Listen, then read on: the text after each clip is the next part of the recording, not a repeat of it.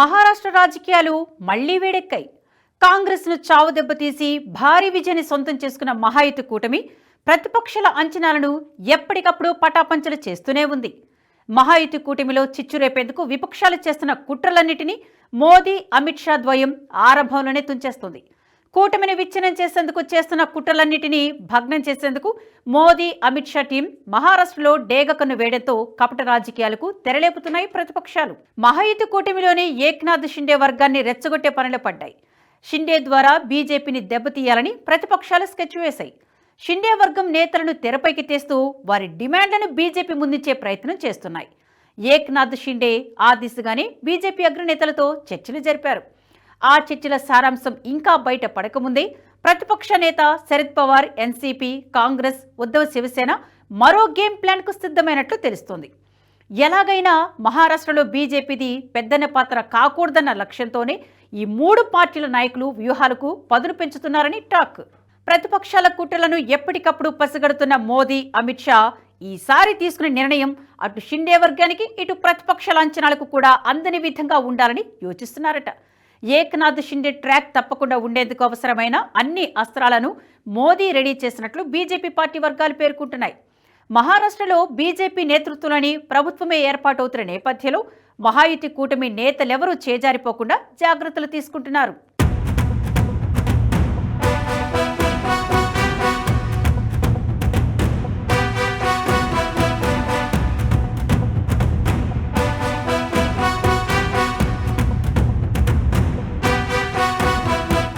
నిజానికి మహారాష్ట్రలో ఎన్నికల ఫలితాలు వెలువడిన వెంటనే సీఎం ఎవరనే దానిపై విస్తృతంగా చర్చ జరిగింది.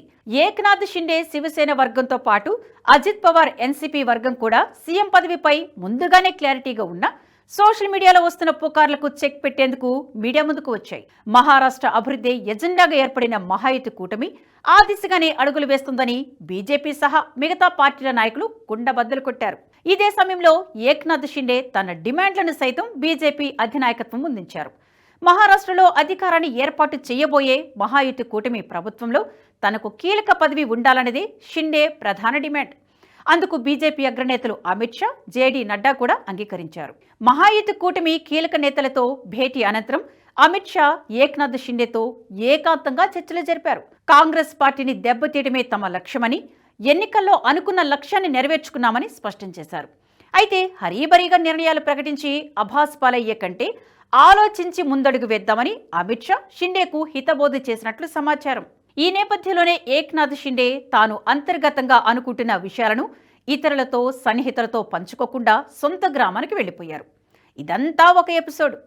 ఇక తనకు డిప్యూటీ సీఎం పదవితో పాటు హోంశాఖ కూడా కావాలని షిండే అంటున్నారన్నది రెండో ఎపిసోడ్ సారాంశం. తనకు 2 పదవులు కావాలని షిండే ఇంతవరకెప్పుడు బాహాటంగా ప్రకటించింది లేదు. అయినా సోషల్ మీడియాలో రోజుకో రకంగా ఊహాగానాలు వస్తున్నాయి. హోంశాఖ ఇవ్వకుంటే దేనికైనా రెడీ అన్నట్లుగా షిండే రెడీ అయ్యారని కొంతమంది పోస్టులు కూడా పెట్టేశారు. నిజానికి ఆ పోస్టులతో బీజేపీకి గానీ, ఏక్నాథ్ షిండే శివసేనకు గానీ ఎలాంటి సంబంధం లేదని తెలుస్తుంది. మహారాష్ట్రలోని ప్రతిపక్ష పార్టీ నేతలే ఇలాంటి పుకార్లు సృష్టించి మహాయుతి కూటమిని బ్లేమ్ చేసే ప్రయత్నాలు చేస్తున్నట్లు అవగతమవుతుంది.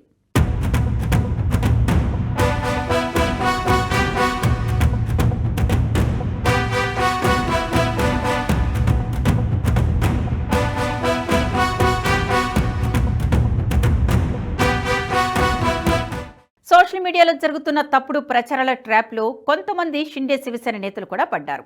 ఈ పరిణామాల వేళ శివసేన నేత సంజయ్ సిర్సాట్ సంచలన వ్యాఖ్యలు చేశారు. కొత్త ప్రభుత్వంలో షిండేను పక్కన పెట్టేందుకు ప్రయత్నాలు జరుగుతున్నాయని ఆరోపించడం చర్చనీయాంశమైంది. ఏక్నాథ్ షిండే నేతృత్వంలోని మహాయుతి ప్రభుత్వాన్ని ఏర్పాటు చేయడం వల్ల ఈ ఎన్నికలో బీజేపీకి ఎంతగానో ప్రయోజనం చేకూరిందని, కొన్ని పథకాలకు ఎన్సీపీ అభ్యంతరం చెప్పినప్పటికీ ప్రజా సంక్షేమే లక్ష్యంగా ఏక్నాథ్ షిండే ముందుకు వెళ్లారని పేర్కొన్నారు. అలా ప్రకటించిన పథకాలే ఎన్నికల్లో కూటమికి ఓట్లు కురిపించాయన్నారు. కొత్త ప్రభుత్వంలో షిండేకు కీలక శాఖలు ఇవ్వకుండా పక్కన పెట్టేందుకు ప్రయత్నాలు జరుగుతున్నాయని ఆరోపించారు.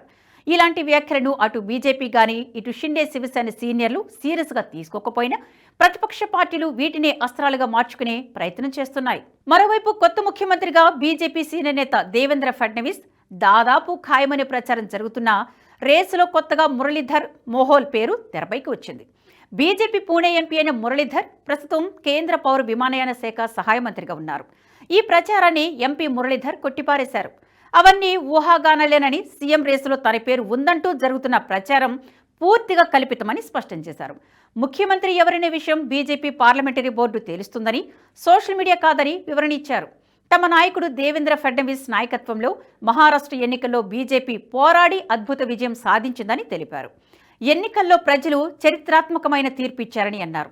మురళీధర్తో పాటు వినోద్ తావడే, రాధాకృష్ణ, విఖే పాటిల్ వంటి ప్రత్యామ్నాయ పేర్లను అగ్ర నాయకత్వం పరీక్షిస్తున్నట్లు ప్రచారం జరుగుతుంది.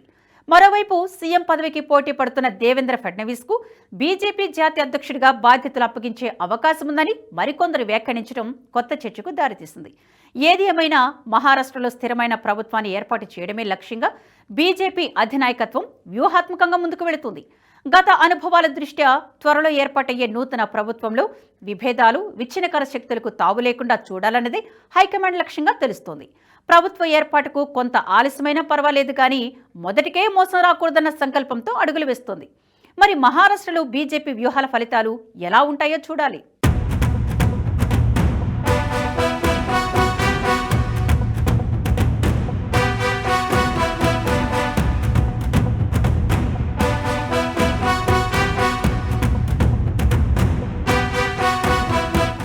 ఈ వీడియో మీకు నచ్చినట్టయితే లైక్ చేయండి, 10 మందికి షేర్ చేయండి. అలాగే కామెంట్ల రూపంలో మీ అభిప్రాయాలను మాతో పంచుకోండి. Nationalist hub group of channels ను సబ్స్క్రైబ్ చేసుకుని తెలుగునాట జాతీయవాద జర్నలిజాన్ని ప్రోత్సహించండి. ఈ వీడియో కింద ఉన్న బెల్ ఐకాన్ పై క్లిక్ చేయడం మర్చిపోవద్దు.